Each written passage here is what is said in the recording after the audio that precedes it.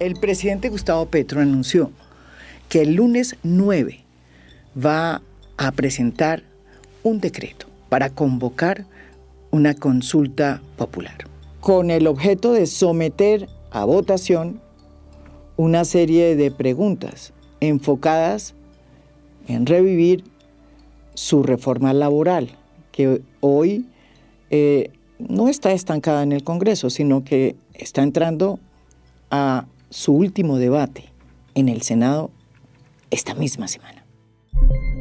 Mucha atención. Lo último es el anuncio del presidente Gustavo Petro. Dijo hoy que la consulta popular que hundió el Congreso la convocará definitivamente por decreto. Luis Eduardo Maldonado, cuéntenos los detalles de esta decisión, cuándo la convoca y qué pasa también con la discusión jurídica por esa convocatoria por decreto. Mire, la decisión la acaba de tomar el presidente Gustavo Petro. Citó a una reunión de asesoría a exintegrantes de la Corte Constitucional, a exfiscales, a un grupo jurídico muy grande para que escucharan los planteamientos que tiene el presidente frente a la posibilidad de decretar la consulta popular. Pues este grupo jurídico le ha dicho al presidente que sí lo ven viable, y anuncia entonces el mandatario que va a decretar antes del jueves de la próxima semana la consulta popular. Va por decreto e incluirá 12 preguntas, las 12 preguntas que el Congreso de la República le negó, que hundió esa consulta con 49 votos en contra y 47 votos a favor. Sería la primera vez que se apelan a estos mecanismos de participación que establece la Constitución por la vía de un decreto. Un hecho que ha causado la reacción de casi todo el establecimiento político, incluido gran parte de la coalición de partidos que lo apoyan, como por ejemplo el Verde. El Verde dijo: no estamos de acuerdo con la consulta popular vía decreto. Lo mismo ha sucedido con los partidos de centro y desde luego con los partidos de la derecha, que ahora sí se acuerdan de la importancia que tiene el orden constitucional. En medio de un cinismo impresionante, el propio jefe del Centro Democrático, Álvaro Uribe, salió a cuestionar la medida de Gustavo Petro, diciendo que era una medida que atentaba contra el orden constitucional. ¿Quién lo dice? El mismo expresidente que se reeligió a través de un articulito y que cambió la Constitución en beneficio propio. El petrosantismo y el quiebre constitucional. Santos le dio un golpe de Estado al plebiscito y el gobierno Petro al Congreso, alegó el expresidente. La gran preocupación que hay en este momento es que por esta vía se esté dando un golpe a la independencia de los poderes públicos y se le abra la puerta a una democracia plebiscitaria, que también ha sido el camino en el que crecen los regímenes autoritarios. Aunque el presidente tiene un punto al decir que recurre a esta vía de la consulta por decreto, debido a que el Senado bloqueó su reforma laboral, son muchos los expertos, los constitucionalistas que han advertido que por esta vía estaría sobrepasando sus funciones y rompiendo, repito, la separación de poderes. La tesis del gobierno con la que justifica este decreto es la de que la votación que hubo hace unos días en el Congreso, cuando se dijo no a la consulta, es una votación que tiene serios vicios de forma y que esos vicios de forma convierten esa elección en un acto inconstitucional y que como pues entonces este acto no existió porque no cumplió con las normas establecidas e incurrió en vicios de forma, el Senado no se pronunció. Y como el Senado no se pronunció durante los días establecidos por la ley, el presidente puede perfectamente presentar vía decreto la consulta para revivir la reforma laboral. Esta tesis, esta interpretación está basada en un concepto del exfiscal Eduardo Montealegre, un reconocido jurista que hoy además acaba de ser nombrado ministro de Justicia. Él no solamente fue fiscal general de la Nación, también fue miembro de la Corte Constitucional y ha sido siempre una persona que ha sorprendido al país con las interpretaciones que hace de la ley. A él le va a tocar la dura tarea de llevar dos carriles al mismo tiempo. Por un lado, la consulta popular vía decreto, un camino culebrero, como vamos a ver. Y por el otro lado, la iniciativa de la reforma laboral, que en este momento entra en la misma semana en que se va a lanzar el decreto que le da vida a la consulta popular, se va a debatir la reforma laboral en el Senado. ¿Qué va a pasar? ¿Por qué hay dos carriles? ¿Será que el presidente está utilizando la presión que suscita la decisión de hacer una consulta popular por decreto cuando en este momento cursa una reforma que empieza su último debate en el Senado? No lo sabemos. Ojalá todo esto sea para pensar en los derechos de los trabajadores y no para pensar en las elecciones del 2026. Nuestro invitado de hoy es el autor de ese concepto que tiene hoy al presidente montado en el caballo de la consulta vía decreto. El ministro, bienvenido, Eduardo Montealegre. Muchas gracias, María Jimena. Yo quiero explicar, en primer lugar, muy brevemente, cómo es el proceso constitucional de convocar a una consulta. Ese proceso constitucional se inicia con un acto del presidente de la República, que es el acto con el cual le solicita al Congreso de la República que dé un concepto sobre unas preguntas que el gobierno quiere someter a consulta popular. Sí. Ese acto se produjo el 1 de mayo de este año, en el día en el cual el presidente le envió al Senado 12 preguntas para que el Senado de la República dijera si daba concepto favorable o negativo. De acuerdo a la ley, en ese proceso constitucional, el Senado tiene un mes para pronunciarse. Ese mes para hacer el pronunciamiento se venció el 1 de junio. De acuerdo a la ley, si el Senado de la República no se pronuncia dentro de los 30 días siguientes, o sea, antes del 1 de junio, a partir de ahí el presidente de la República tiene 8 días para convocar por decreto la consulta popular. Luego, el primer punto de partida es que constitucionalmente, legalmente, el presidente está facultado, tiene potestad para convocar la consulta popular en caso de que el Senado no se pronuncie. Esa es la competencia del presidente. Perfecto. Ahora, la primera tesis que le pregunto es la primera, digamos, inquietud. Aquí el propio abogado Uprimi, que usted conoce, Rodrigo Uprimi, ha dicho que si el concepto que emite el Senado es desfavorable, no tiene como el presidente por decreto sacar su consulta. Mire, ¿usted qué le dice el punto de partida que es como que el cierre? La Constitución establece claramente que si el Congreso rinde concepto negativo, ese concepto es vinculante. Eso es una disposición constitucional y creo que en eso estamos todos de acuerdo. En eso todos coincidimos. Pero el punto de discusión es si existió o no pronunciamiento del Senado de la República.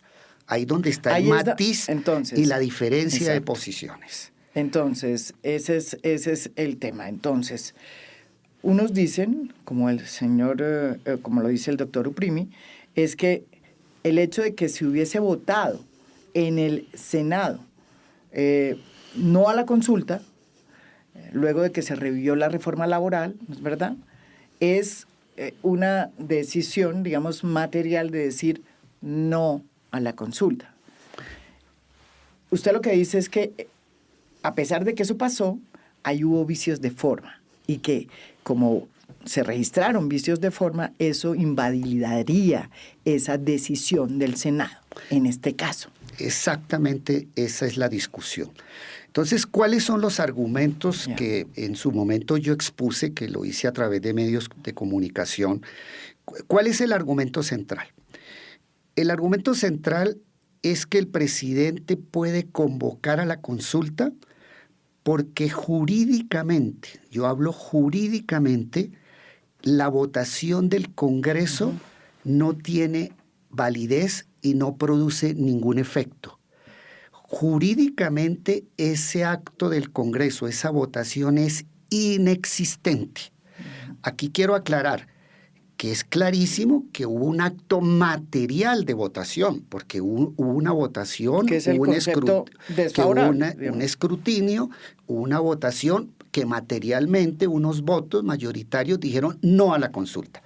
Pero eso es una situación material. ¿Qué pasa? ¿Pero qué pasa? Que esa votación violó en forma flagrante principios y valores constitucionales. Y cuando ese tipo de decisiones violan flagrantemente la Constitución, el reglamento del Congreso de la República, específicamente el artículo 5 de la Ley Quinta de 1992, establece que si una actuación del Congreso se produce por fuera del marco constitucional, esas actuaciones no tienen ninguna validez, no producen efecto alguno. O sea, la tesis de la inexistencia del acto surge directamente del artículo 5 del reglamento del Congreso. Una pregunta, ¿cuáles serían entonces los vicios de forma que darían pie para que lo que se decidió en esa zambra, diríamos que pasó en el Senado, ese día no tuviera validez? Mire, esa es una muy buena pregunta y ese es el otro eje, el otro punto importante en esta discusión. Yo creo que es clarísimo que cuando una actuación del Congreso se produce por fuera del marco constitucional, o sea, hay vicios graves en el trámite legislativo, y en este caso en el trámite de la votación, esa votación, ese acto no produce efecto jurídico. Eso es absolutamente claro. Aquí entonces la otra discusión es si los vicios en que incurrió el Congreso de la República existieron, en primer lugar, y si existieron, si esos vicios tienen trascendencia constitucional, porque quiero aquí hacer una precisión. La Corte Constitucional desde hace muchos años tiene una tesis supremamente importante que ha mantenido, y es la de que la sola violación de normas del reglamento por sí solas no hacen inválida la ley, es decir, no convierten en inconstitucional una ley. No quiere decir que podemos hacer un ejercicio matemático de simple subsunción, violación del reglamento equivale a inconstitucionalidad. No. La Corte ha dicho, con muy buen criterio, que las formas, y las formas es el trámite legislativo, tienen unos fines. Y los fines que tienen las formas es proteger principios y valores constitucionales. Entonces, para poder declarar la inconstitucionalidad de un trámite, tienen que darse básicamente dos requisitos. Que se quebrante una forma del reglamento, pero no cualquier forma, sino que tiene que ser una violación de una forma jurídica que trascienda a violar principios y valores constitucionales. Es lo que pasó en este caso. Entonces, ¿por qué lo dice? Porque en este caso, ¿cuáles son esos? En este caso se cometieron 6 graves violaciones al reglamento, pero como le digo, ya les voy a explicar, pero no solamente es una violación al reglamento, sino que son violaciones que trascienden, y reitero este punto porque es muy importante, a la violación de la Constitución. ¿Cuáles son esas violaciones y por qué violan la Constitución política. Hay un primer vicio de forma que para mí es muy relevante, y es la forma como se produce la votación. ¿Por qué? Porque esta votación fue una votación express, una votación que se produce en menos de 3 minutos. ¿Y qué sucedía? Que cuando se inicia la votación había una expectativa legítima de que algunos parlamentarios estaban por ingresar en ese momento al recinto del Senado y querían votar. Voy a dar el ejemplo de la senadora Marta Peralta. La senadora Marta Peralta se retiró del recinto, pero no por capricho, no se retiró injustificadamente, sino que ella tuvo que retirarse porque en ese momento estaban debatiendo un tema de una reforma donde ella estaba impedida y tenía que retirarse mientras resolvían esos impedimentos, con el deseo de regresar inmediatamente al Senado. Cuando ella iba a regresar al Senado, se produjo la votación abrupta por parte del presidente del Senado. El presidente del Senado tenía la obligación de dar un plazo razonable para que la senadora volviera al recinto. ¿Por qué razón? Porque es que resulta que el reglamento del Congreso establece que el presidente tiene hasta 30 minutos para abrir y cerrar esa votación.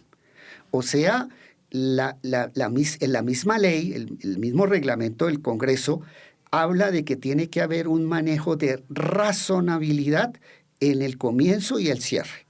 Entonces, si el presidente del Senado estaba advertido porque varios senadores le dijeron, ministro, no cierre porque ya van a ingresar otros senadores, porque hay senadores que están pendientes de regresar al recinto para votar, y se lo dice también el ministro del Interior, él no podía cerrar esa votación. Entonces, pregunta. Al cerrarla abruptamente, violó un principio constitucional muy importante, que es el principio de razonabilidad que orienta todas las actuaciones de los servidores públicos. Entonces, doctor Montealegre, usted me imagino que habló con la senadora Marta Peralta, sí. Y ella, entonces, no es cierto todo lo que decían de ella, que ella se fue no sé dónde a la peluquería, o yo no sé qué, le estaban diciendo cosas absurdas, pero en fin, ella se fue precisamente por un motivo de fuerza mayor, vuelve a entrar y no la dejan. Exactamente, porque para yo sostener la tesis que sostuve, que lo hice en medios de comunicación, pues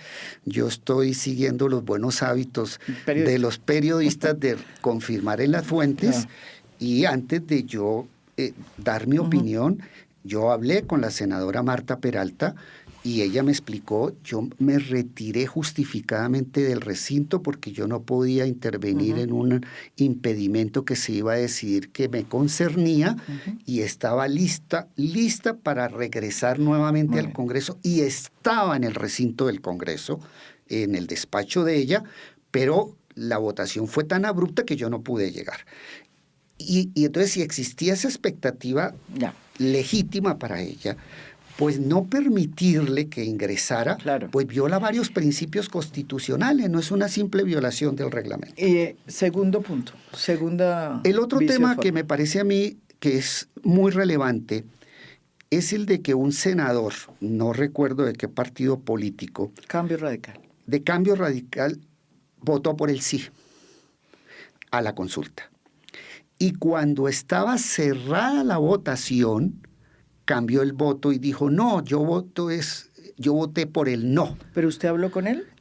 Porque él dice que nunca votó, que eso fue un error de la persona que estaba haciendo el conteo. Él dice que siempre votó igual. Pero sí está unas pruebas que tiene la senadora Marta Peralta, donde aparece que él vota por el sí. Cerrada la votación, cambia por el no. Pero este Cambio Radical es muy raro que hubiera votado por el sí. Pero lo que fuera, pase lo que pase, si él se equivocó, ¿qué sucede? Porque aquí viene un tema trascendental también. O se equivocó el que estaba anotando. O si se equivocó el que anotó, o si se equivocó el senador, lo importante es que hay un sí, y ese error que se produjo, porque pues hay que creerle al senador que su sentido del voto quería ser diferente, pero hubo un hecho consolidado que votó por el sí. Cerrada la votación, ¿qué sucede? Que esas correcciones no las puede hacer el secretario del Senado. Y la corrección del voto la hizo el secretario del Senado. El secretario del Senado no tenía competencia para hacer la corrección, porque, aclaro, correcciones sí se pueden hacer en esas circunstancias, pero le toca a la plenaria tomar la medida de corrección del acto, porque el reglamento del Congreso es supremamente claro en el sentido de que hay herramientas para corregir y sanear errores durante el trámite legislativo. Pero el tema es quién es el competente. No era el secretario del Congreso, y como él lo hizo, él usurpó una competencia que está radicada exclusivamente en la plenaria del Senado. Ahí hay 2 segundos, 2 vicios, y esto tiene trascendencia constitucional, porque es que si hay un principio importante en el derecho público, es el de que los servidores públicos solo pueden actuar en el ámbito de su competencia, lo que no pasa al particular. El servidor público solo puede hacer lo que expresamente le permita la ley, es decir, se mueve dentro de normas de competencia. Nosotros los particulares no. Para nosotros podemos hacer todo lo que queramos en la medida en que no esté prohibido. Es absolutamente claro. Entonces, el tema de las competencias es otro principio constitucional muy importante. Es uno de los principios centrales del derecho público en todos los países de Occidente. Entonces, él no tenía competencia, usurpó una competencia y eso viola el debido proceso. O sea, tenemos 2 vicios que no solamente violan el reglamento, sino que trascienden a la Constitución. Tercer vicio. Casi que en el mismo instante en que se estaba cerrando la votación, la senadora María José Pizarro impugnó el cierre de la votación. ¿Por qué impugnó el cierre? Porque ella estaba alegando en ese momento legítimamente que se había incurrido en algunos vicios de trámite. ¿Y cuál era el deber del presidente del Senado? Tramitar la impugnación. El presidente del Senado se había salido porque esa sesión no la dirigió él. Pero esa es la otra punto cosa. es que no dio trámite. Él fue recusado, tengo entendido. Pero quien estuviera presidiendo, que tengo entendido que fue Cepeda, tenía que darle trámite a la impugnación que hizo María José. No se tramitó. Eso viola el debido proceso. Y es clarísimo que si el reglamento del Congreso permite que un senador impugne, que está legitimado, y no le dan trámite a la impugnación, eso es claramente inconstitucional. Ahí tenemos 3 vicios. El otro tema es de que siempre que se va a hacer una votación, tiene que anunciarse cuál es la proposición que se va a votar. ¿Por qué? Porque eso tiene que ver con un tema de publicidad, un tema de claridad, un tema de que el Senado tenga claramente el fin de esa forma es que se sepa cuál es el sentido de la proposición que se va a votar, que exista una información ilustrada para que el senador pueda tomar una decisión con total transparencia. Sí. No se anunció ese proyecto y pues tan confuso fue la cosa que un senador votó sí cuando quería decir no, o sea, no fue una simple votación, falla en el reglamento, sino que aquí hubo una gran confusión. Y hay otros 2 vicios porque el reglamento del Congreso también establece que el número de votos tiene que coincidir con el número de personas que en ese momento están en el recinto y han anunciado votación. No coincidió. No coincide el número de votos con el número de personas que estaban anunciando voto en el recinto. Eso no coincide. Y en tercer lugar, algunas personas en el momento del que se iba a votar se retiraron del recinto y no tomó ninguna medida el presidente para esclarecer qué iba a pasar si se retiraba. Entonces, ahí hay 6 vicios que son los 6 vicios de inconstitucionalidad que el presidente va a argumentar y va a exponer en el decreto que debe sacar a más tardar el lunes, que vician el procedimiento por inconstitucional y por tanto lo hacen inexistente. Una pregunta para que la gente que nos oye nos entienda. Entonces, el camino constitucional de esta consulta vía decreto es: el lunes presenta el presidente este decreto a más tardar. Este es un decreto que tiene un control constitucional de competencia para controlar los decretos del presidente de la República es el Consejo de Estado, sí, salvo los que tienen fuerza de ley, que esos son de la Corte. Es correcto. Pero ¿qué sucede? Que la tesis que se maneja en la presidencia de la República y que es una tesis que yo comparto y una tesis que expuse en medios de comunicación la semana entrante. Una tesis suya, diga, que acogió el gobierno. Es una tesis mía que acogió el gobierno, sí señora, correcto. Es cierto. La tesis que yo sostengo es que el control no lo hace el Consejo de Estado, sino que el control de este decreto lo tiene que hacer la Corte Constitucional y el control lo tiene que hacer después de producida la consulta. No puede ser. Post-consulta. ¿Por qué razón? Lo primero que tenemos que tener en cuenta es que cuando hablamos de consulta estamos hablando de un proceso constitucional. Proceso constitucional en el sentido en que hay un trámite que empieza en la Constitución y se desarrollan leyes estatutarias. Un proceso constitucional que se inicia cuando el presidente envía las consultas al Senado, pasa por el Senado que tiene que dar concepto favorable.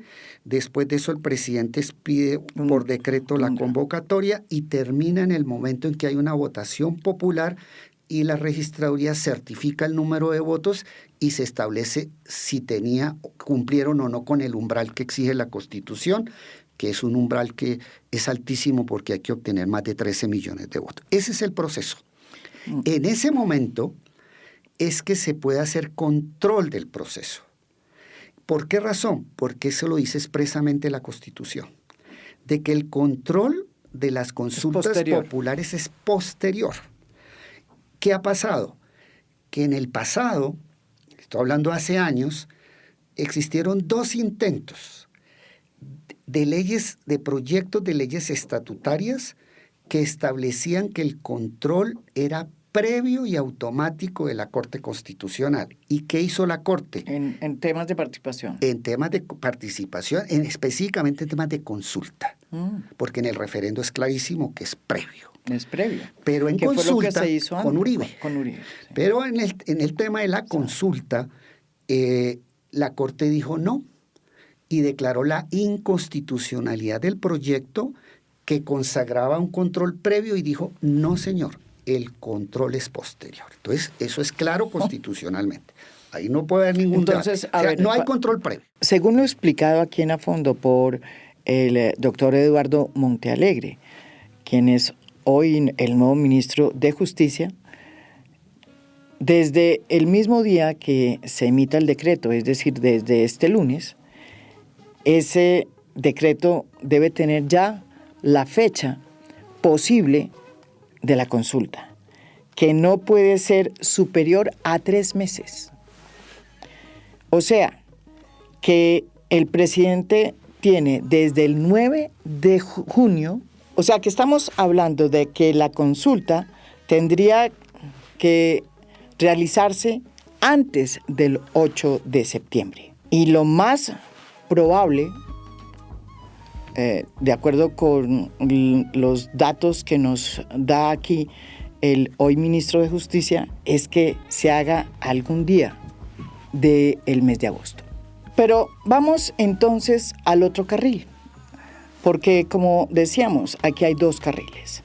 Uno, el de la consulta vía decreto, que comienza desde el lunes, cuando conozcamos lo que dice el decreto. Pero también esa misma semana se inicia en el Senado la última discusión, el último debate de la accidentada reforma laboral. Recordemos qué pasó con esa reforma laboral. Esa ha sido una reforma de las más consensuadas que ha tenido este gobierno y se inició hace mucho tiempo.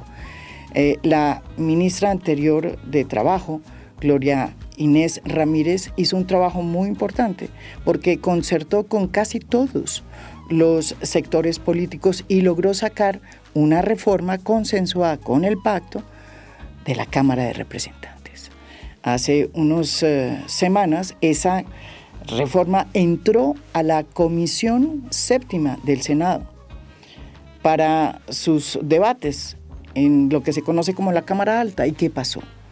Pues cuando todo se pensaba que iba a fluir, de repente, sin ni siquiera debatirla, los miembros de la comisión la votaron negativamente y sepultaron la reforma. Ese error garrafal que cometió la oposición, porque realmente fue un error haber bloqueado de esa manera la reforma que venía consensuada, motivó al presidente Gustavo Petro con muy fuertes argumentos a decir que la única vía que le quedaba para hacer reformas era la vía de la consulta popular, para preguntarle al pueblo si quería o no una reforma laboral que le devolvía sus derechos laborales, que habían sido de alguna manera restringidos con una reforma en el 2004 hecha bajo el gobierno del presidente Álvaro Uribe, entre otras cosas.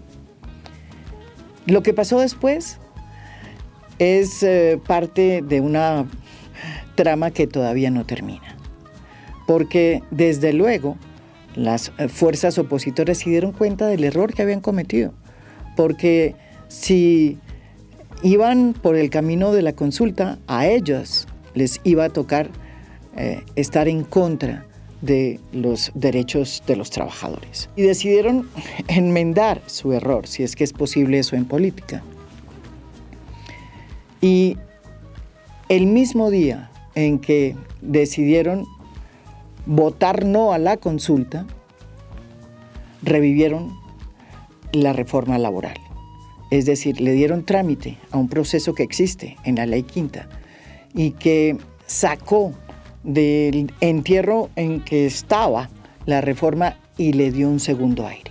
De acuerdo con lo que se estableció en su momento, esa reforma le cayó a la Comisión Quinta, que está liderada por la congresista Angélica Lozano. En las últimas semanas se hizo un nuevo texto, se concertó un nuevo texto, pero lastimosamente en ese texto no está el pacto histórico. Según el presidente, lo que salió de ahí es una reforma retardataria. Pero según los que han trabajado esa reforma, sostienen, y de hecho aquí fue parte de debate en a fondo, sostienen que el espíritu, casi el 95% de ese nuevo texto, salió del acuerdo de la Comisión de la Cámara. Lo cierto es que va a entrar en debate en este instante, en el Senado, su último debate. Y al nuevo ministro de Justicia, el doctor Eduardo Montealegre, le va a tocar asumir estos dos carriles. ¿Qué va a pasarle al país con estos dos carriles? ¿Qué va a pasar con la reforma laboral? ¿Qué es lo que va a primar? ¿Los derechos fundamentales de los trabajadores o la contienda del 2026? Escuchen lo que dice al respecto el nuevo ministro de Justicia, Eduardo Montealegre.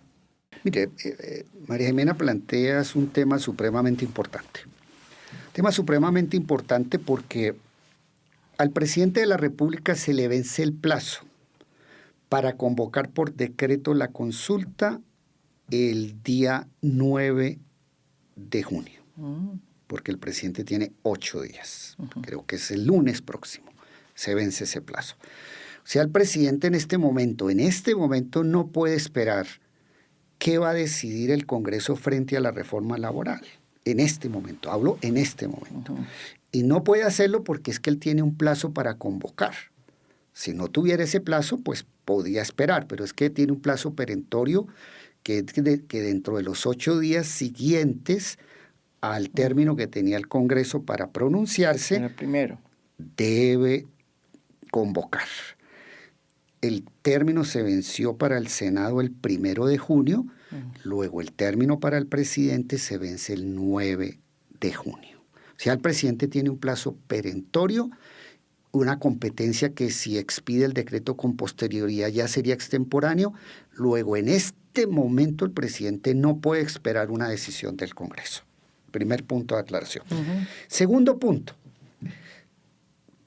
el escenario que puede suceder. Vamos a plantear diferentes escenarios. un escenario. Yo creo que, para simplificar, planteemos 2 escenarios que pueden suceder la próxima semana en el Congreso con la suerte de la reforma laboral.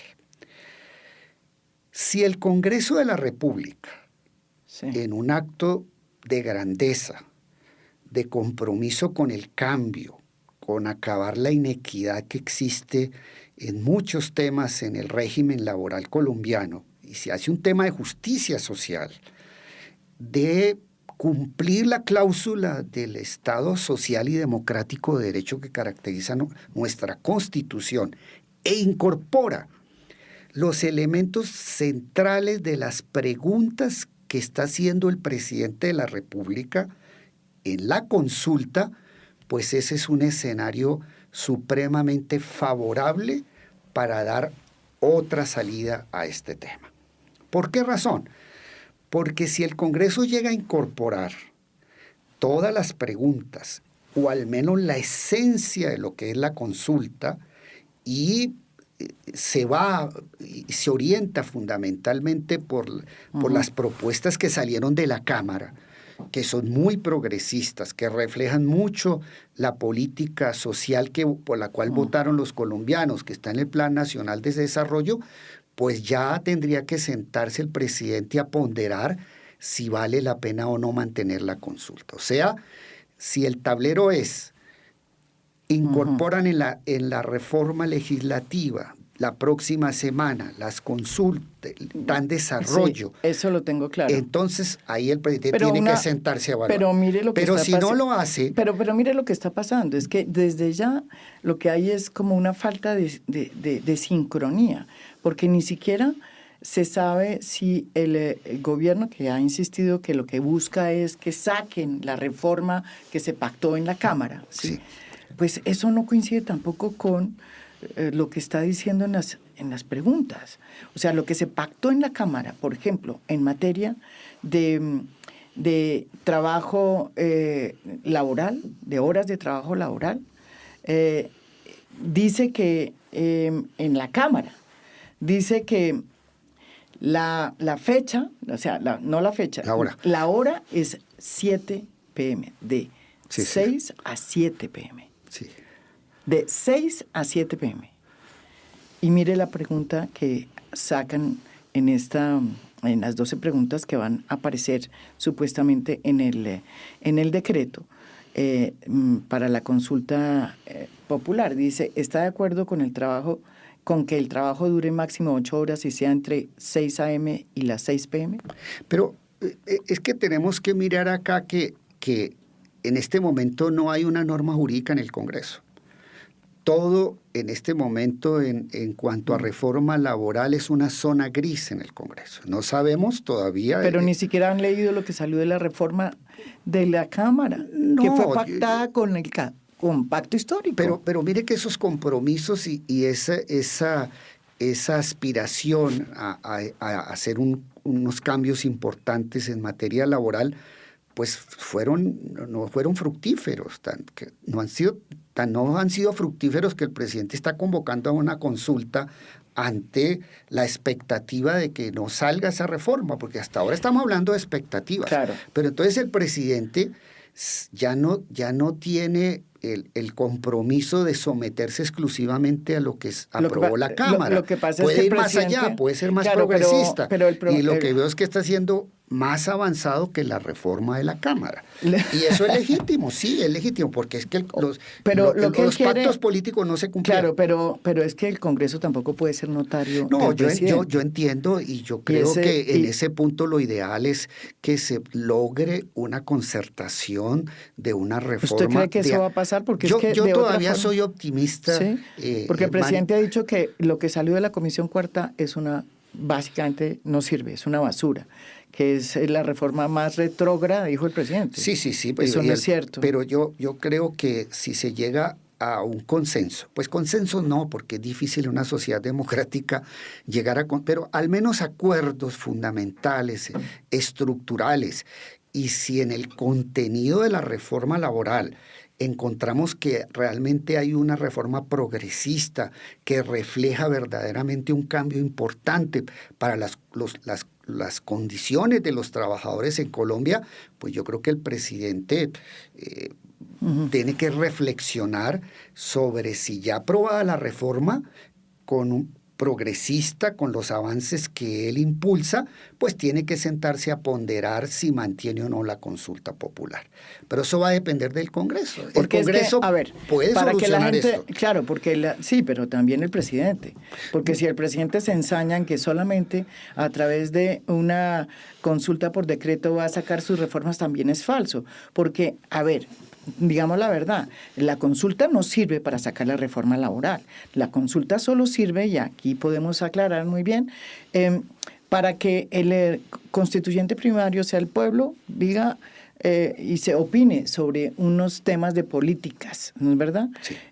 Las cuales tienen que volver, para que sean realmente leyes de la República, tienen que volver otra vez al Congreso. Sí, eso es Y no absoluta- son vinculantes. Esa es una claridad muy importante para los ciudadanos que nos escuchan, y es que hay una diferencia grande entre lo que es una consulta popular y un referendo, porque nosotros ya hemos ensayado esas Las vías. dos, sí. ¿Por qué? Porque un referendo somete a votación del pueblo una norma jurídica. O sea, cuando uno vota un referendo está votando una norma jurídica, Claro. o constitucional o legal. Pero cuando uno vota una consulta no vota una norma jurídica, simplemente vota uno una política pública. ¿Y eso qué significa? Que votada la consulta, y si se llega al umbral, pues por sí sola no se está haciendo una reforma laboral. Lo que es un mandato para que el Congreso desarrolle esa política pública en los términos Por en que eso. decidió el pueblo. Y ya no hay tiempo para sacar esa reforma porque el presidente ya no tiene tiempo. Entonces lo ideal para Colombia, desde luego, y en eso coincidimos, es que el Congreso tenga sensatez y apruebe una reforma laboral progresista, una reforma que verdaderamente implique una transformación en las condiciones laborales de muchos colombianos. Entonces, en este momento, pues hay unas alternativas. No necesariamente se tendrá que ir a una consulta si el Congreso de la República expide una reforma que sea progresista para Colombia. Bueno, entonces, digamos, hay mucha gente, entre ellas muchísimos importantes juristas, que dicen que esto que está haciendo el presidente vía decreto es abiertamente inconstitucional y que correría una frontera que Petro nunca la ha corrido, y es el orden constitucional, que él tanto dice defender. Y muchos recordamos lo que pasó y que sigue siendo un gran debate, ¿no? El famoso articulito del expresidente Álvaro Uribe, cuando decidió, estando en el poder, pasar un articulito en el que cambiaba el orden constitucional, pues nada menos que imponía otra vez la reelección en Colombia para su propio beneficio, él desde el poder. Muchos consideramos en ese momento políticamente que eso era un acto que atentaba contra el orden constitucional. La mayoría de la gente dijo que no, y es más, estaban muy contentos de que el presidente Álvaro Uribe pudiera quedarse en el poder 4 años. Quiso quedarse más y la Corte dijo que no. Pero, ¿usted qué opina? ¿Hay un rompimiento? Desde luego usted dice que no hay rompimiento de Corte Constitucional, pero ¿qué le dice a los que están diciendo que se está corriendo una vara muy importante, que Petro siempre había mantenido, que es preservar el orden constitucional? Mire, yo no comparto esa opinión, porque precisamente el presidente de la República está convocando a una consulta dentro del marco constitucional y es para defender la supremacía de la Constitución. Porque el presidente de la República, para expedir el decreto, lo que está haciendo es darle prevalencia a los principios y valores constitucionales sobre la decisión del Congreso, que es legítimo. La Constitución colombiana es supremamente clara. En el artículo 4 es una norma muy importante, donde se dice que la Constitución es norma de normas. Que en todo caso de incompatibilidad entre una norma ordinaria o un acto ordinario, como este acto del Congreso, con la Constitución, prevalece la Constitución. ¿Quién debe hacer prevalecer la Constitución? En este momento, como no hay decisiones de la justicia sobre si el acto del Congreso fue o no legal, el presidente, con base en el artículo 4 de la Constitución, puede aplicar lo que se denomina excepción de inconstitucionalidad. O sea, cuando un servidor público encuentra, al momento de decidir un caso, al momento de tomar una decisión jurídica, que la norma que debe aplicar es incompatible con la Constitución, inaplica la norma de menor rango y aplica la Constitución. En este caso, el presidente inaplica el acto administrativo de la votación del Congreso y le da prevalencia a la Constitución. Eso es legítimo con el artículo 4. Los fundamentos son claramente de defensa de la Constitución. Es que en nuestro sistema el guardián de la Constitución no es solamente la Corte Constitucional o el Consejo de Estado, que hay un control difuso de constitucionalidad. Los jueces son guardianes de la Constitución, pueden aplicar excepciones de inconstitucionalidad. Eso está permitido y lo mismo lo puede hacer el presidente de la República. Entonces, ese cuento chino de que el presidente está haciendo una ruptura constitucional no es verdad. Esa narrativa es totalmente falsa porque el presidente también es guardián de la Constitución. Ahora, que existan frente a una misma norma jurídica varias interpretaciones, es legítimo. La Corte Constitucional y todos los tribunales constitucionales contemporáneos han entendido que una misma estructura lingüística, es decir, una misma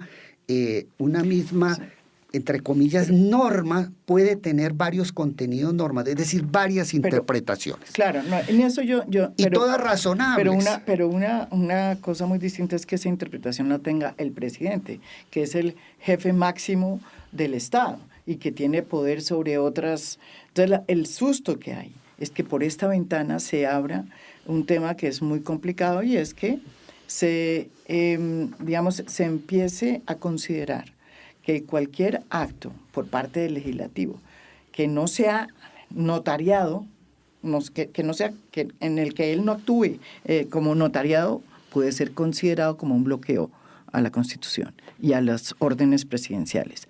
Ese no es una ventana que se abre y es muy peligrosa. Pero es que el presidente no está abriendo esa ventana, porque el presidente no está inaplicando el acto del Congreso con argumentos políticos.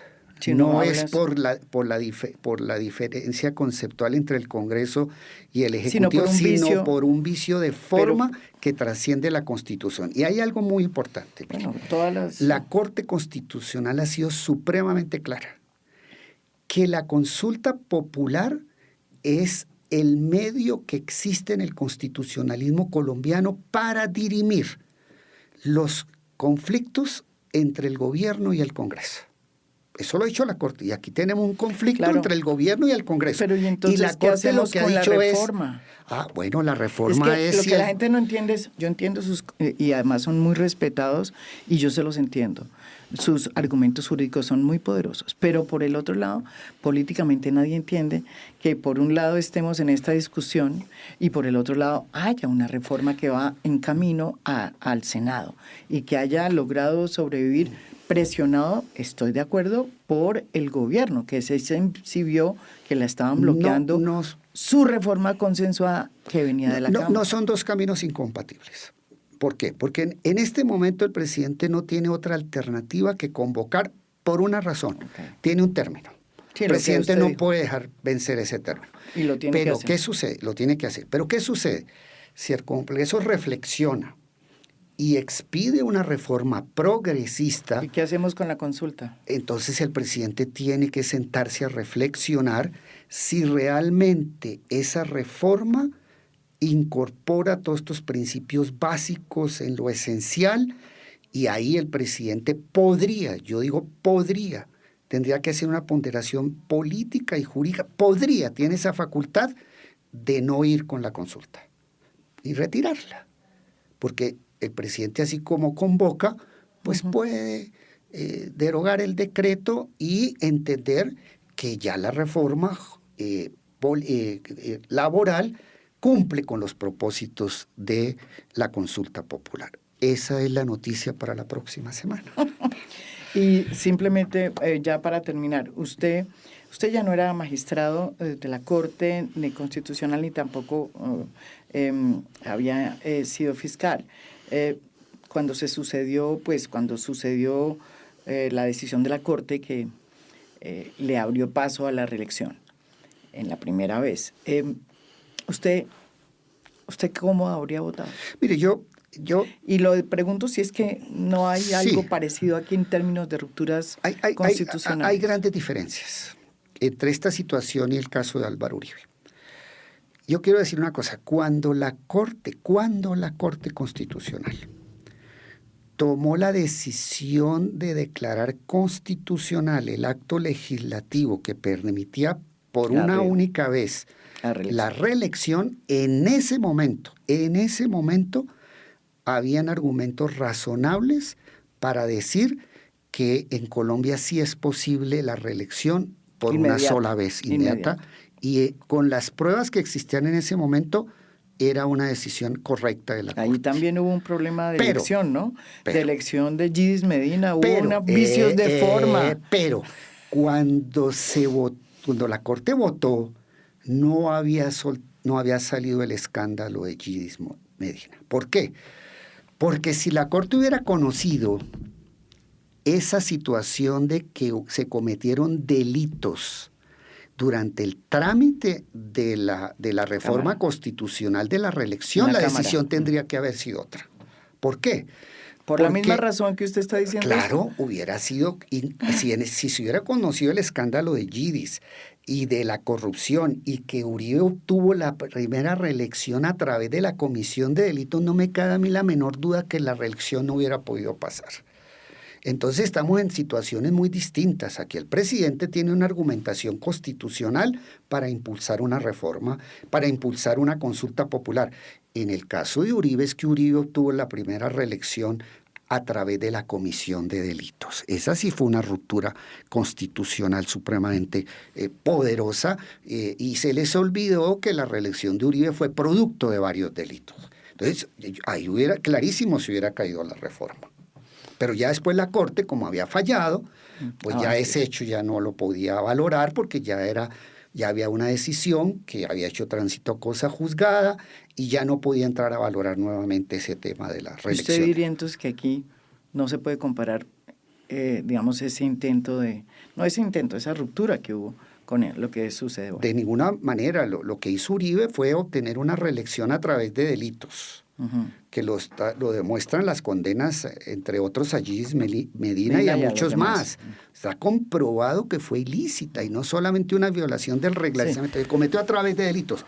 En este caso, el presidente, así no le guste a muchos sectores desde el punto de vista político, eso es legítimo en una democracia, estas discusiones, el presidente va a expedir ese decreto con una fundamentación constitucional, no por una arbitrariedad o un capricho presidencial.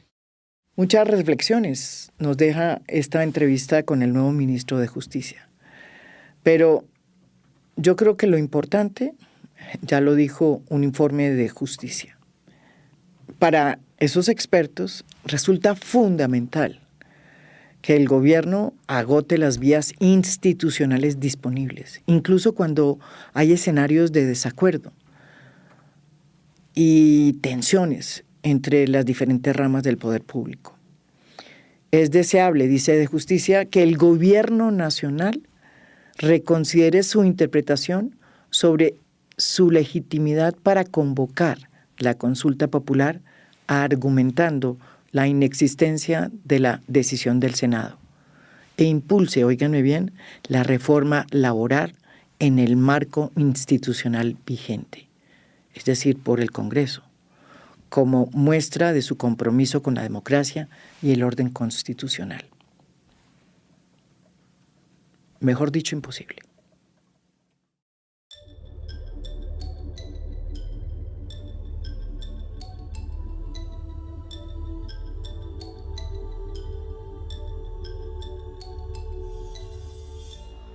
A Fondo es un podcast producido por Mafialand. Producción general, Beatriz Acevedo. Producción de audio, Juan Felipe Rojas. Música original del maestro Óscar Acevedo. Nos pueden escuchar también en mi canal de YouTube. Gracias por escuchar. Soy María Jimena Duzán.